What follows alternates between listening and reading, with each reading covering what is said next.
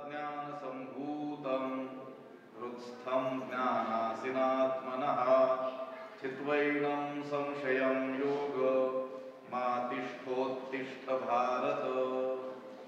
नमामि सद्गुरुं शान्तं सच्चिदानन्दविग्रहं पूर्णब्रह्मपरानन्दमीशमानन्दिवल्लभम्।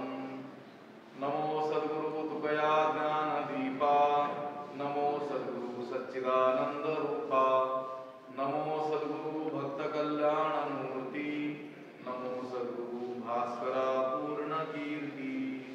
अखंडमंडलाकारं व्याप्तमेन चराचरं तत्पददर्शितमेन तस्मै श्रीगुरवे नमः। दयांची किरिया स्मरण होय सकळ विद्यांचे अधिकरण, तेची बंधू श्री चरण श्री गुरूंचे ते नमस्कारोनी आता। तस्माद अज्ञान संभूतं हृत्स्थं ज्ञानासिनात्मनः चित्वैनं संशयं योग मातिष्ठोत्तिष्ठ भारत। ग्रंथराज ज्ञानेश्वरीच्या 4थ्या अध्यायाचा विचार आपण करतो आहोत आणि या 4थ्या अध्यायातील 42व्या क्रमांकाचा म्हणजे शेवटचा 4थ्या अध्यायातील शेवटचा हा श्लोक आहे। या श्लोकाचा अन्वय आणि अर्थ एकदा आपण पाहूया। भारत तस्मात् अज्ञान संभूतं हृत्स्थं एनं आत्मनः संशयं ज्ञानासिना चित्वा योगम आतिष्ठ उत्तिष्ठ। त्याचा अर्थ असा आहे, भारत म्हणजे हे अर्जुन, तस्मात म्हणजे म्हणून, अर्जुना म्हणून, अज्ञान संभूतम म्हणजे अज्ञानापासून उत्पन्न झालेल्या आणि हृत्स्थम म्हणजे हृदयात राहणाऱ्या, बुद्धीत राहणाऱ्या, एनम आत्मनः या स्वतःच्या आपल्या आत्मस्वरूपाविषयीच्या संशयम संशयाला ज्ञानासिना ज्ञानरूपी तलवारीने चित्वा छेदून योगम आतिष्ठ म्हणजे या कर्मयोगाचा काय कर, आश्रय कर, या निष्काम कर्मयोगाचा आचरण कर आणि उत्तिष्ठ उठ म्हणजे युद्धाकरिता उठ, तयार हो। भगवंत म्हणतात, हे अर्जुना म्हणून त्या अज्ञानापासून उत्पन्न झालेल्या आणि हृदयात राहणाऱ्या या आत्मविषयक संशयाला ज्ञानरूपी तलवारीने छेदून निष्काम कर्मयोगाचा आश्रय तू कर, निष्काम कर्मयोगाचं आचरण कर आणि काय कर, युद्धाकरिता तयार हो, उत्तिष्ठ उठ, असा या श्लोकाचा काय आहे।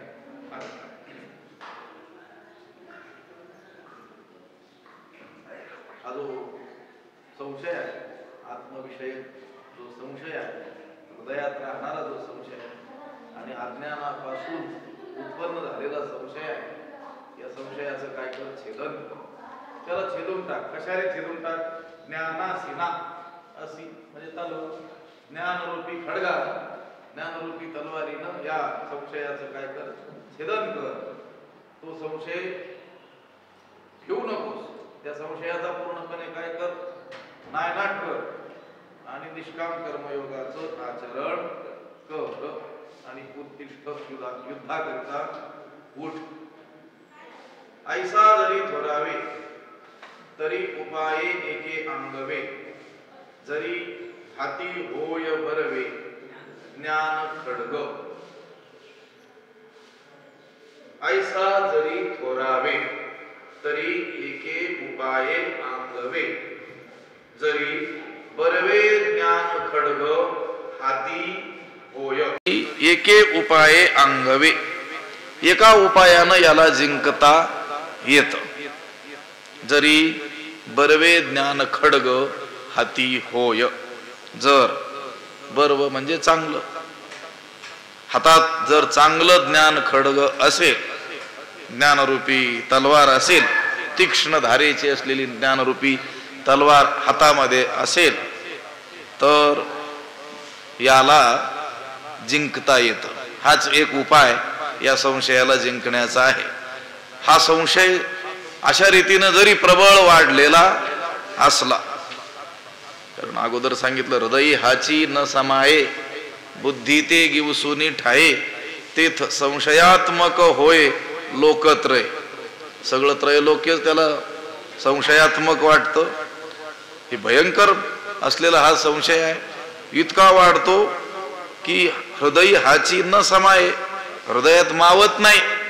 बुद्धी ते गिवसुनी ठाये, त्या बुद्धीलाही व्यापून टाकतो तो. आणि त्यावेळी त्या संशयी माणसाला सगळं लोकत्रय संशयात्मक दिसतं. त्याला विश्वासार्हता कुठेही आढळत नाही. सगळीकडे संशयी नजरेनंच तो पाहतो. एवढा तो संशय वाढलेला असतो. ऐसा जरी थोरावे, असा जरी संशय प्रबळ वाढलेला असला, भगवंताने आतापर्यंत हा संशय किती घातक आहे हे सांगितलेलं आहे. तो कशा रीतीनं नाश माणसाचा करतो हे सांगितलेलं आहे. कसा तो वाढलेला आहे हे सांगितलेलं आहे. भगवंत आता सांगतात, असा जरी तो संशय प्रबळ वाढलेला असला तरी एका उपायाने याला जिंकता येतं. तरी उपाय एके अंगवे, याला काय करता येतं? जिंकता येतं. जरी हाती होय बरवे ज्ञान खडग, जर हातामध्ये बर्व म्हणजे चांगलं तीक्ष्ण धारेचं ज्ञान खडग जर हातात असेल, म्हणजे आत्मज्ञान रूपी तलवार जर आपल्या हाती असेल, तर या संशयाचं छेदन करता येतं. ज्ञान हे बलवत्तर असलेलं काय आहे? साधन आहे. ते कार्यासह त्या कारणाची काय करून टाकतं? निवृत्ती करून टाकतं. संशय हे कार्य आणि त्याचं कारण स्वस्वरूपाचं असलेलं अज्ञान, त्या दोहोंचीही निवृत्ती कोण करतं? ज्ञान करतं. कारण त्या संशयाचं कारण कोण आहे? अज्ञान आहे. जे अज्ञानाचे गडद पडे तै हा बहुवस मनी वाढे, म्हणून सर्वथा मागू मोडे विश्वासाचा. जेव्हा अज्ञानाचा गडद अंधकार पडतो तेव्हा हा मनामध्ये पुष्कळ वाढत असतो. आणि अगोदरही सांगितलं की नाही, येणे कारणे त्वा त्याजावा आधी हाची एकू जिणावा, जो ज्ञानाची या अभावा माझी असे. अर्जुना, याकरिता तू संशयाचा त्याग करावास, त्याला अगोदर जिंकावस. जो संशय ज्ञानाच्या अभावामध्ये असतो, म्हणजे अज्ञानानं तो निर्माण झालेला अज्ञान त्याचं कारण आहे आणि संशय हे काय आहे? कार्य आहे. या कार्यासह कारणाची निवृत्ती या आत्मज्ञानानेच होऊ शकते. आत्मज्ञान रूपी तलवारीनं याचं काय करता येतं? छेदन करता येतं. ऐसा जरी थोरावे तरी उपाये एके अंगवे, जरी हाती होय बरवे ज्ञान खडग. एवढा जरी हा संशय वाढलेला असला तरी एका उपायाने याला जिंकता येतं. जर हातामध्ये चांगलं ज्ञान खडग, ज्ञानरूपी तलवार, चांगली तीक्ष्ण धारेची आत्मज्ञानरूपी तलवार असेल तर याला जिंकता येतं. या कारणे पार्था उठी नाही तरी तेणे ज्ञानशस्त्रे तिखटे, निखळ हा निवटे मग निशेष खता फिटे मानसीचा. तरी तेणे तिखटे ज्ञानशस्त्रे, हा निखळू निवटे, मग मानसीचा खता निशेष फिटे. तरी तेणे तिखटे ज्ञानशस्त्रे, तर त्या तीक्ष्ण असलेल्या ज्ञानशस्त्राने म्हणजे ज्ञानरूपी शस्त्राने हा निखळू निवटे. हा संशय आहे ना, संपूर्ण नाश पावतो. याला पूर्णपणे याला नष्ट करता येतं. कशाने? ज्ञानशस्त्राने, ज्ञानरूपी तलवारीने. मग मनातील मानसीचा खता निशेष फिटे, मग मनातील संशयरूपी मळ निशेष नाहीसा होतो. कशाने? या ज्ञानरूपी शस्त्राने. पण कसं असलं पाहिजे ते ज्ञानशस्त्र? तिखटे. तिखट म्हणजे तीक्ष्ण. कसं असलं पाहिजे? तीक्ष्ण. लोक म्हणतात हे फार तिखट बोलतो, तिखट बोलतो म्हणजे तीक्ष्ण. तीक्ष्ण उत्तरे हाती घेऊनी बाण फिरे तुकोबाराय म्हणतात. तुकोबारायांचं बोलणं गोड नाही आहे. कसं आहे? त्यांना ही भीडभार तुका म्हणे साना थोर. कोणी मोठा असो की कोणी लहान असो ती काही भीडभाड धरत नाही की बाबा आता हा मोठा आहे मग याला कसं काय बोलायचं. ते तुकोबारायांजवळ तसा काही लाड नाही आहे. तिखट म्हणजे तीक्ष्ण, तीव्र. या ज्ञानशास्त्राने हा संशय संपूर्ण मरणार आहे. पण हे ज्ञानरूपी खड्ग, ज्ञानरूपी शस्त्र बोथट असता कामा नाही. कसं असलं पाहिजे? तीक्ष्ण धार लावलेलं, तीक्ष्ण असायला पाहिजे. पूर्वीच्या काळी लढाया युद्ध व्हायचे, त्याच्यामध्ये शस्त्र म्हणून तलवारीचा काय व्हायचा? वापर व्हायचा. आताही काही लोकांनी त्या जुन्या तलवारी काय केल्या आहेत? जपून ठेवले. आमचे पूर्वज लढाया करत होते म्हणून. पण आता काही त्या तीक्ष्ण नाही राहिलेल्या. लक्षात आलं? ते काय झाले आहेत? टांगून ठेवलेले आहेत. ते बोथट झालेले आहेत. कशासाठी सांगितलं? प्रत्येकाच्या ठिकाणी असलेलं ज्ञान जे आहे ते अज्ञानाचं जे आवरण आणि विक्षेप या दोषामुळं आणि विकारामुळं काय झालेलं आहे? बोथट झालेलं आहे. नाही तर ज्ञान तर सगळ्यांच्या. आणि हृदयी स्वयंभची असे मोटके गुरुमुखे उदयच दिसे आणि हृदयी स्वयंभची असे. प्रत्येकाच्या हृदयामध्ये ते ज्ञान स्वयंभू आहे. पण कसं आहे ते जशा तलवारी टांगून ठेवलेल्या आहेत जुन्या सरदाराच्या वंशज लोकांनी, त्या काय झालेल्या आहेत? आता बोथट झालेल्या आहेत. अगदी त्याप्रमाणे आपल्या हृदयात ज्ञान स्वयंभू आहे, पण ते अज्ञानाने आवृत्त झालेलं असल्यामुळं त्या अज्ञानाच्या आवरण आणि विक्षेप शक्तीनं काय झालं? ते बोथट झालेलं आहे. असं आता ते शस्त्र म्हणा, तलवार म्हणा, तीक्ष्ण करण्याकरिता काय करावे लागते? घासावी लागते ना. एक विशिष्ट असा जो दगड आहे त्या दगडावर काय करावे लागते? घासावी लागते. म्हणून साधक काय करतो? ही ज्ञानरूपी तलवार वैराग्याच्या योगानं काय करतो? अंतर्मुख झालेलं जी त्याची बुद्धिवृत्ती आहे, बुद्धिरूपी मुठीत धरून तिला काय करतो? आत्मानात्म विवेक रूपी त्या सहान म्हणतात ना, त्याच्यावर काय करतो? घासतो. लक्षात आलं? तिला धार लावतो. अहम ब्रह्मास्मी या बोधाची काय लावतो? धार लावतो.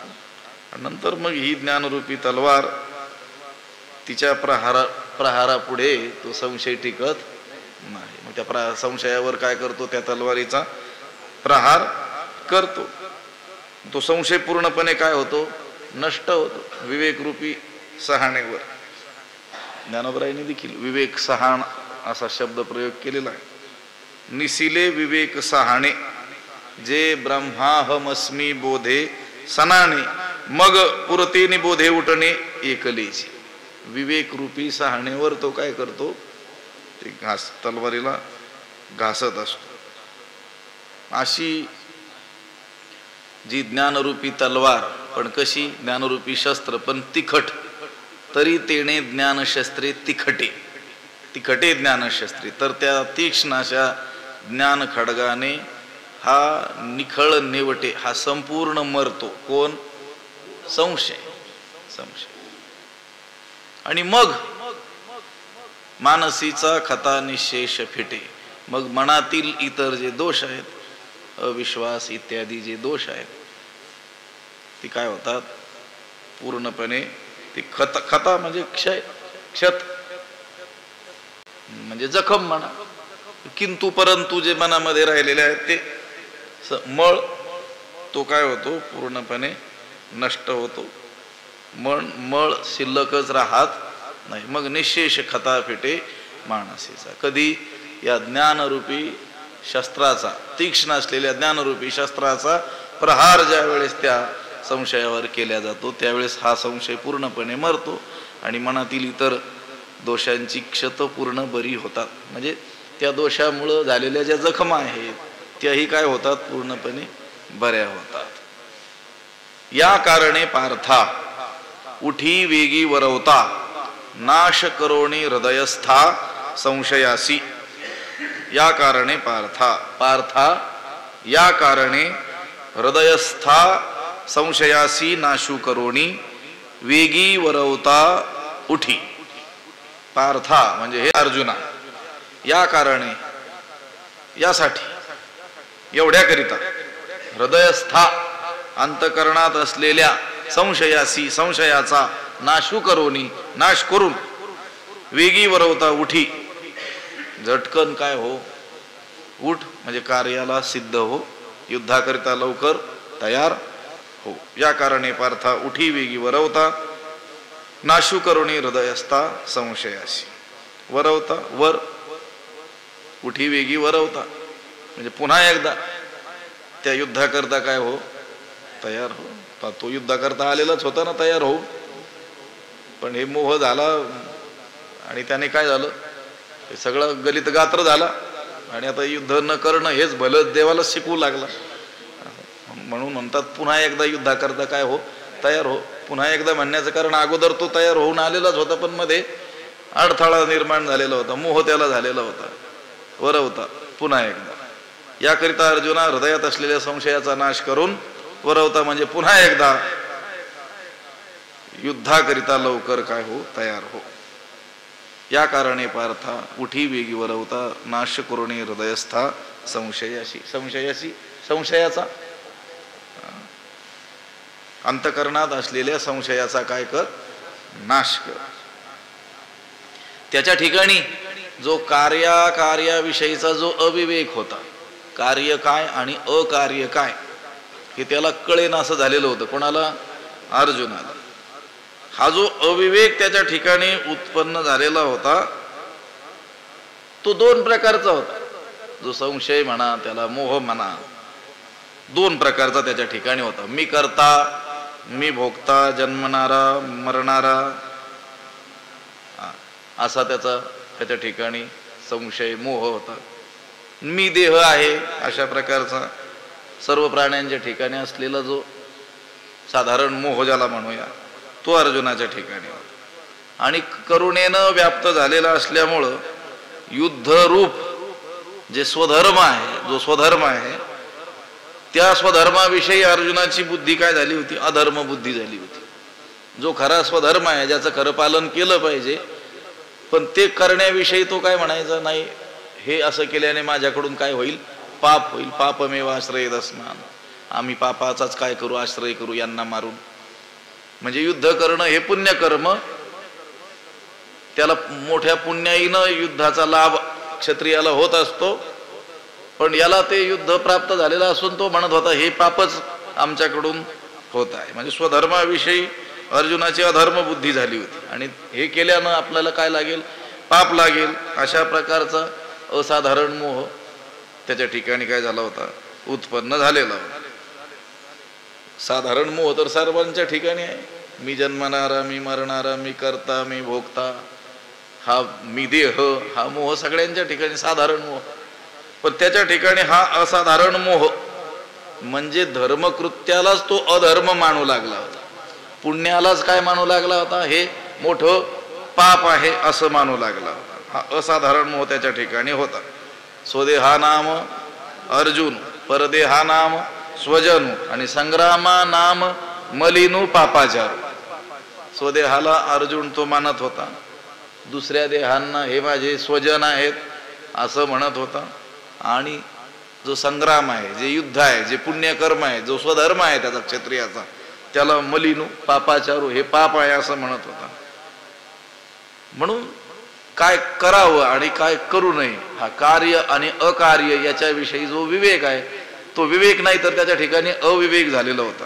म्हणून तो म्हणतो ना, आम्हा काय उचित ते पाहता न स्फुरे येथ, जे मोहे येणे चित्त व्याकुळ माझे. दुसऱ्या अध्यायात विचार आपण करून आलो. दुसऱ्या अध्यायात त्याने म्हटलेलं आहे, कार्पण्य दोषोपहत स्वभाव पृच्छामि त्वां धर्म सम्मूढ चेता. मी कसा झालेलो आहे? धर्म सम्मूढ चेता. धर्माविषयी माझं चित्त कसं झाले? सम्मूढ झालेलं आहे.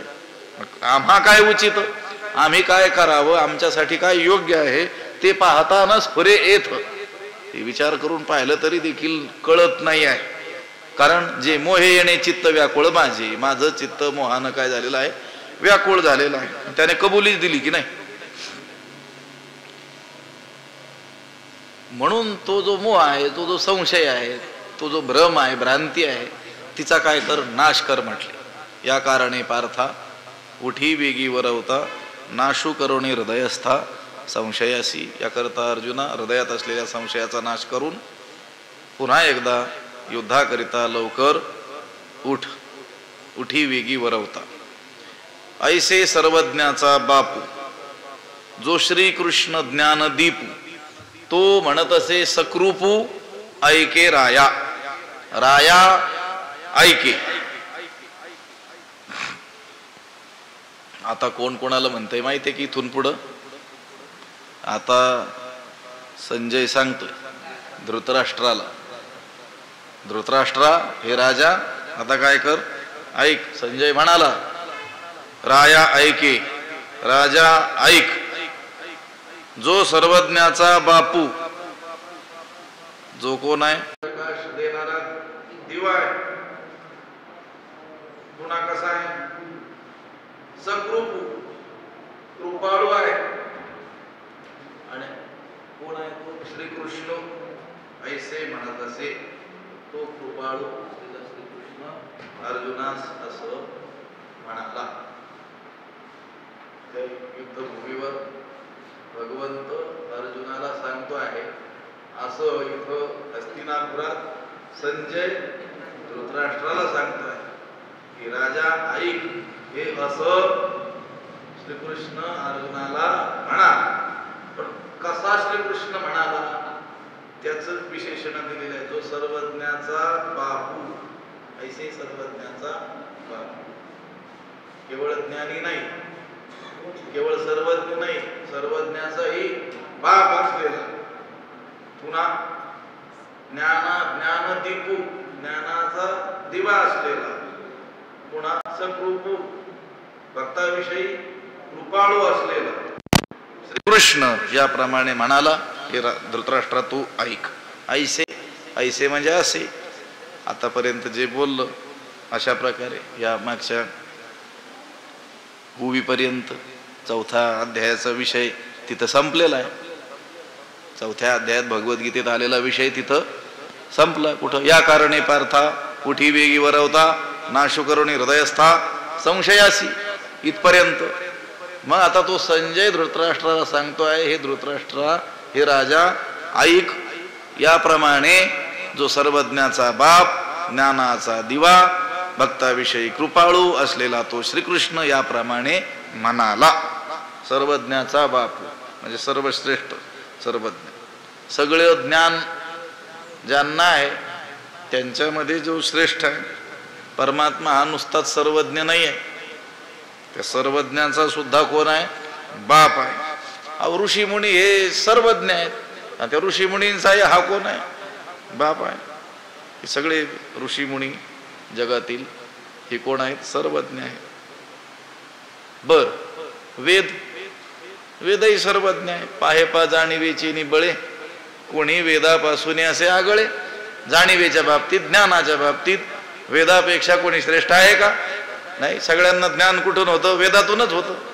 ते वेदाचा बाप नाही का हा, मग लक्षात आलं का. ऋषी मुनींना सुद्धा जे ज्ञान झालं ते कुठून झालं, वेदात, वेदाचं ज्ञान झालं. त्या वेदामुळेच त्यांना सर्वज्ञत्व आलं. पण तो जो वेद आहे त्या वेदाला देखील शहाणपणा कोणामुळे आला, परमात्म्यामुळेच आला. म्हणून भगवान श्रीकृष्ण हे कोण आहेत, सर्वज्ञांचा बाप आहे. वेदातेही पढविता आदिगुरु तू. वेदाला सुद्धा येण्याची शिकवणी, वेद केला शहाणा, यानेच वेदाला शिकवून शहाणा केलं. वेदातेही पढविता आदिगुरु तू. वेदालाही शिकवणारा आदिगुरु कोण आहे, भगवंत आहे. म्हणून सर्वज्ञाचा बापू हे कशामुळे म्हणतोय तो संजय, यानं लक्षपूर्वक ऐकावं.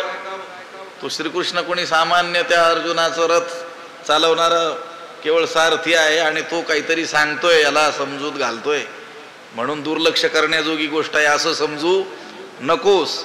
तो सर्वज्ञाचा बाप असलेला तो सांगतोय.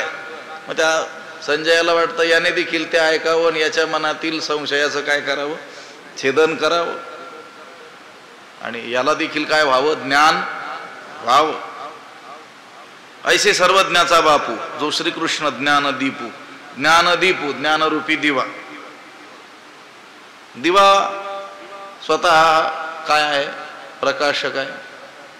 दुसऱ्याचंही काय करतो, तो प्रकाशन करतो. परमात्मा हा ज्ञप्ती रूप असल्यामुळं तो एवढा स्वयंप्रकाश आहे की चंद्र सूर्या सकट सर्व सृष्टी ही त्या परमात्म्याच्या प्रकाशानेच काय आहे, प्रकाश. जय जय स्वसंवेद्या आत्मरूपा ज्योतिषामपि तज्ज्योतिष तमस परमुच्यते. सगळ्या या सूर्य यदादित्य गतं तेजो जगत भासयते खिल यच्चंद्रमसी यच्चाग्नव तत्तेजो विद्धी मामक. या चंद्र सूर्यादिकात असलेलं सगळं तेज कुणाचं आहे, माझंच आहे असं तो म्हणतो. म्हणून ज्ञानदीप आणि सकृपू भक्ताविषयी काय आहे, तो कृपाळू आहे. तुका म्हणे हा तो कृपेचा सागर, कृपा सागर आहे, दया सिंधू तो परमात्मा आहे. म्हणून तो संजय म्हणतो आहे राया ऐके, राजा ऐक. याप्रमाणे तो सर्वज्ञाचा पिता, ज्ञानाचा दिवा, भक्ताविषयी कृपाळू असलेला कृष्ण याप्रमाणे म्हणाला. तव या पूर्वापर बोलाचा विचारुनी कुमारू पांडूचा कैसा प्रश्नू हन अवसरीचा करिता होईल. तव या पूर्वापर बोलाचा विचारुनी पांडूचा कुमारू कैसा अवसरीचा प्रश्न करिता होईल. तव म्हणजे तेव्हा, या पूर्वापर बोलाचा, ह्या श्रीकृष्णाच्या मागच्या आणि पुढच्या म्हणजे आताच्या या बोलण्याचा विचारुनी विचार करून पांडूचा कोमरू, पांडूचा मुलगा म्हणजे अर्जुन, कैसा अवसरीचा प्रश्न करिता होईल. कसा समयोचित प्रसंगोचित प्रश्न करणार आहे. कोण प्रश्न करणार आहे, अर्जुन म्हणजे पांडूचा कोमरू. काय करून, विचारून, विचार करून. कशाचा, भगवंताच्या बोलण्याचा. कोणत्या बोलण्याचा, पूर्वापर आताच्या आणि मागच्या. तोही बुद्धिवानच आहे ना. प्रश्न जो करतो अर्जुन तो देखील देवाचं बोलणं लक्षपूर्वक ऐकून माग काय बोललाय आणि आता काय बोलतोय, मागच्या आणि पुढच्यात काही तफावत आहे का, की सुसंगती आहे, याचा काय करून विचार करून मग तो काय करत असतो, प्रश्न करत असतो. प्रश्नकर्त्याने देखील मागचा आणि पुढचा विचार करून प्रश्न केला पाहिजे.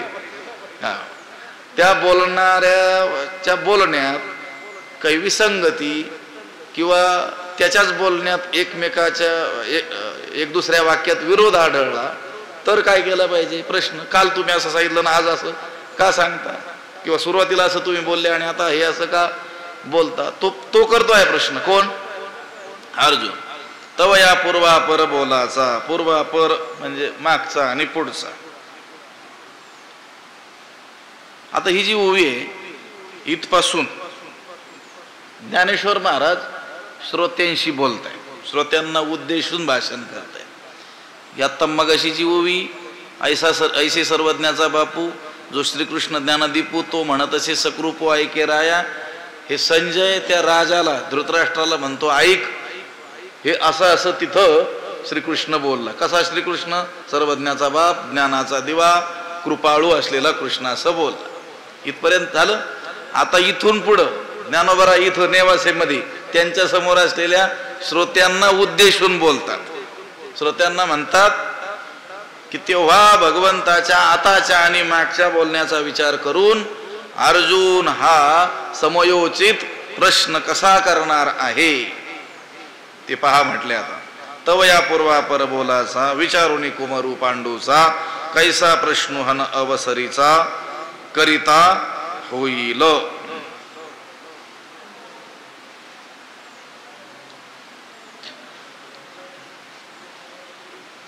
तिसऱ्या अध्यायाच्या आरंभी नाही का त्याने प्रश्न केला होता की ज्ञानाचं महत्व सांगतोस आणि मला मात्र काय म्हणतोस, कर्म कर.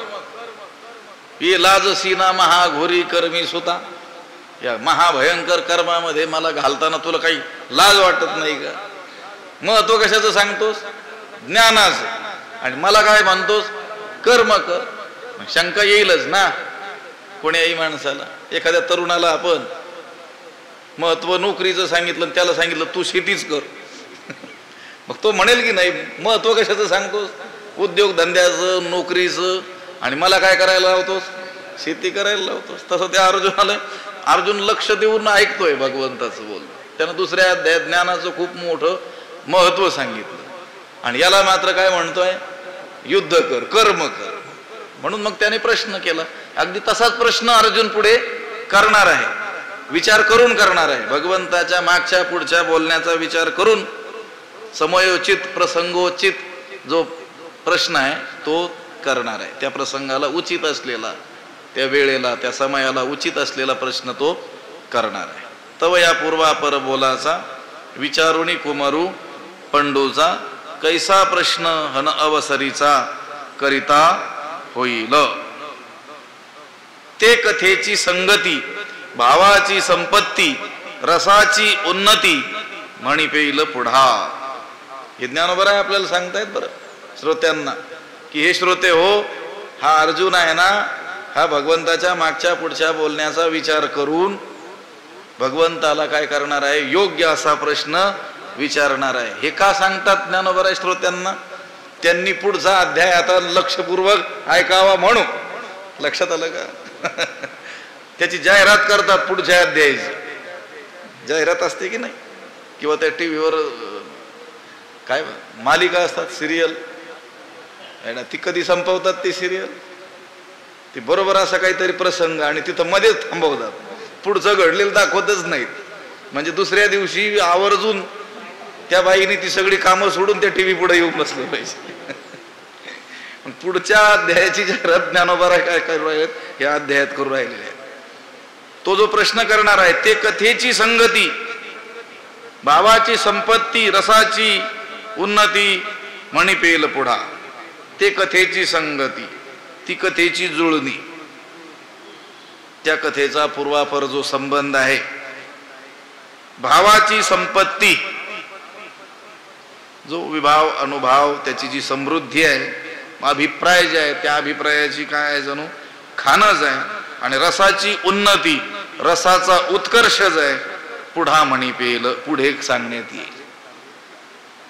पुढच्या अध्यायात काय बहारदारपणा आहे ते सांगतात. ती कथेची संगती, संगती म्हणजे पूर्वापर संबंध. भगवंत माग काय बोलले, न अगोदर काय बोलले, नंतर काय बोलले. आता याला सांगितलं की नाही, उत्तिष्ठ म्हटले की नाही, चित्वैनम संशयम योग मा तिष्ठोत्तिष्ठ भारत. इथंही म्हटले उठी वेगी वरवता. मग त्याला काहीतरी शंका येईलच ना. महत्वज्ञानाचं सांगतात, आत्मज्ञान रूपी तलवारीनं संशयाचं छेदन कर हे सांगतात, आणि पुन्हा मला काय सांगतात, उठ धनुष्य घे आणि युद्ध कर. मग तो प्रश्न करीलच ना पुढे. मग तो जो प्रश्न करील त्याला भगवंत जे उत्तर देतील, ती जी कथा असणार आहे ती कशी असणार आहे, ती कथेची संगती. संगती म्हणजे पूर्वापार संबंध, जुळणी. भावाची म्हणजे अभिप्रायाची. संपत्ती, संपत्ती म्हणजे भांडार, खान. कशाची, अभिप्रायाची. तर तो जो अभिप्राय असेल, त्याचा जो भाव निघणार आहे त्या शब्दांचा, त्याची जणू संपत्तीच आहे. रसाची उन्नती, हे शांत आदी जे रस आहेत त्या रसाच्या आविर्भावाचा उत्कर्षच पुढे सांगण्यात येईल.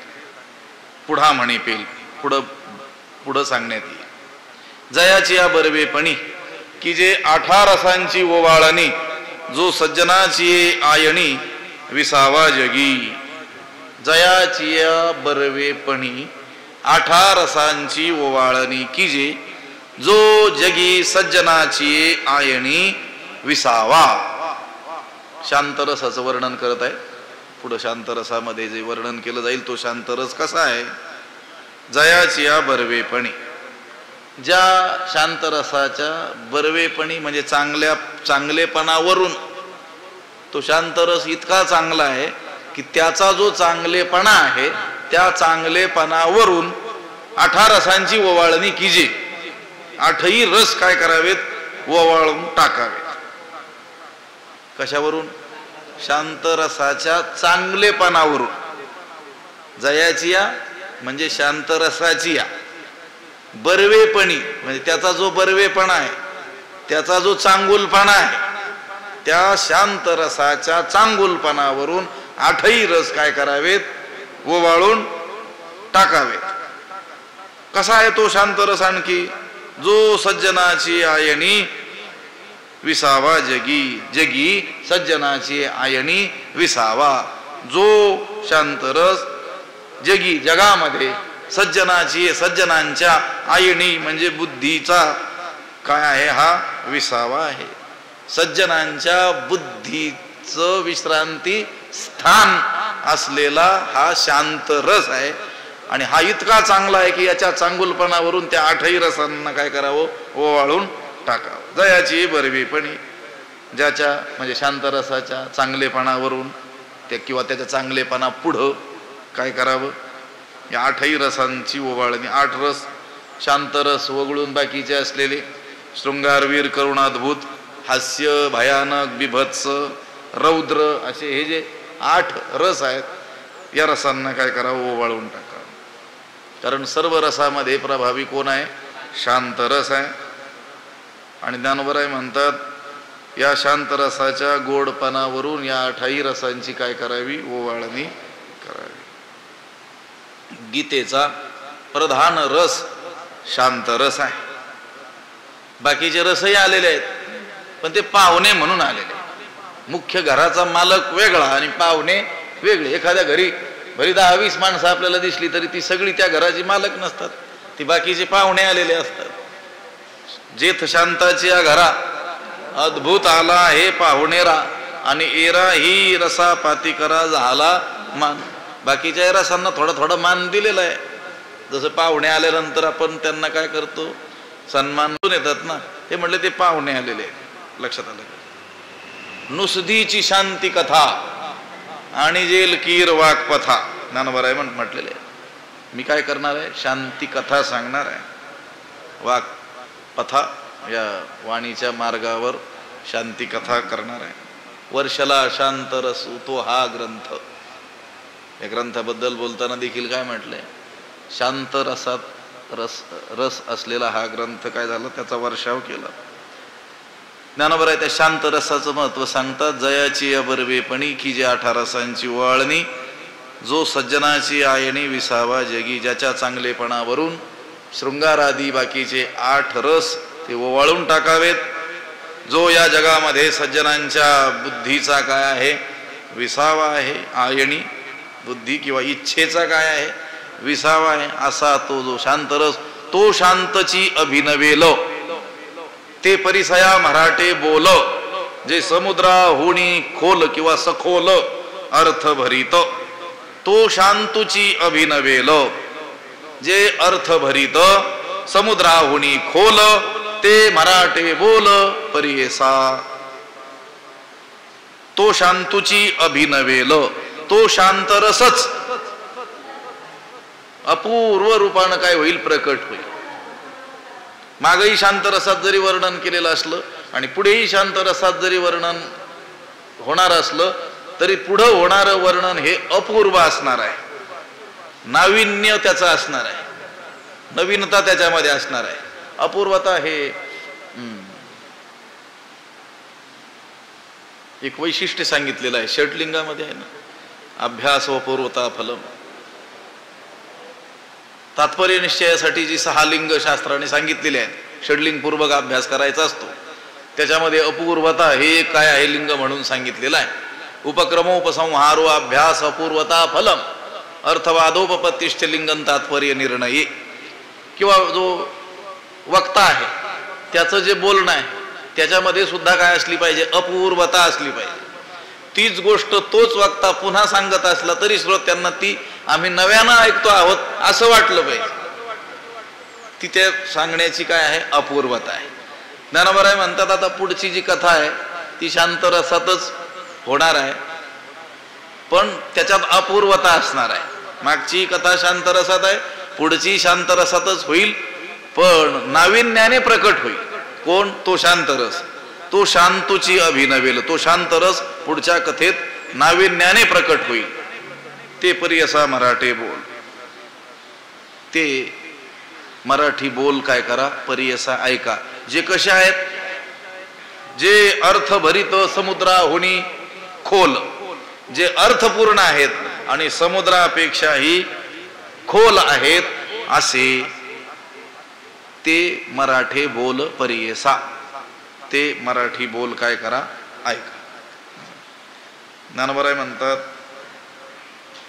तो शांत रसच नाविन्याने पुन्हा काय होणार आहे, प्रकट होणार आहे. जे समुद्रापेक्षा गंभीर आणि अनेक अर्थांनी भरलेले आहेत असे मराठी बोल ते काय करा, तुम्ही ऐका. शांतरस जो आहे तो सामान्यतः कसा वाटतो, निरस असा वाटतो. बाकीचे हास्यरस, रौद्र, भयानक, शृंगार हे रस जरा अर्थपूर्ण असे काहीतरी वाटतात, लक्षात आलं. पण शांतरस जो आहे तो कसा वाटतो, सामान्यतः निरस असा. त्यातील जाणकार असतील तर त्यांना आनंद आहे, पण सामान्य लोकांच्या दृष्टीनं कसा दिसतो, निरस दिसतो. परंतु ज्ञानेश्वर महाराज काय म्हणतात की तोच शांतरस माझ्या या मराठी बोलण्यातून अपूर्वतेने प्रकट होणार आहे. बोलणार शांत रसातच, पण त्याची एक अपूर्वता असणार आहे. कारण ते बोल कोणाचे आहेत, सामान्यांचे थोडेच आहेत. मराठी बोल आहेत, पण ते कोणाचे आहेत, ज्ञानोबरायांचे आहेत ना. मग जे अनेक कवींना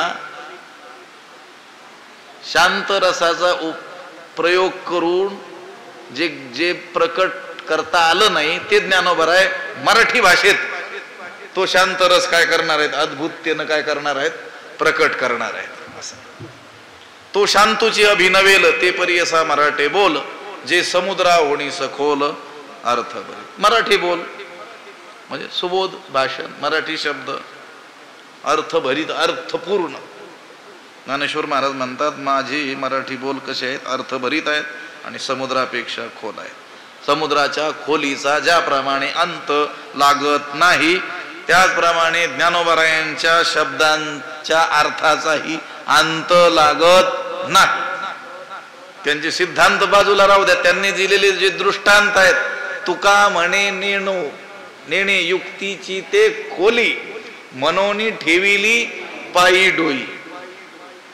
तुकोबाराय म्हणतात, जे तुकोबाराय शब्दाच्या बाबतीत कसे आहेत, आम्हा घरी धन शब्दांचीच रत्ने, शब्दांचीच शस्त्रे यत्न करू असे शब्दसृष्टीचे ईश्वर असलेले तुकोबाराय ज्ञानोबरायांच्या दृष्टांताबद्दल बोलतात, सिद्धांताबद्दल नाही.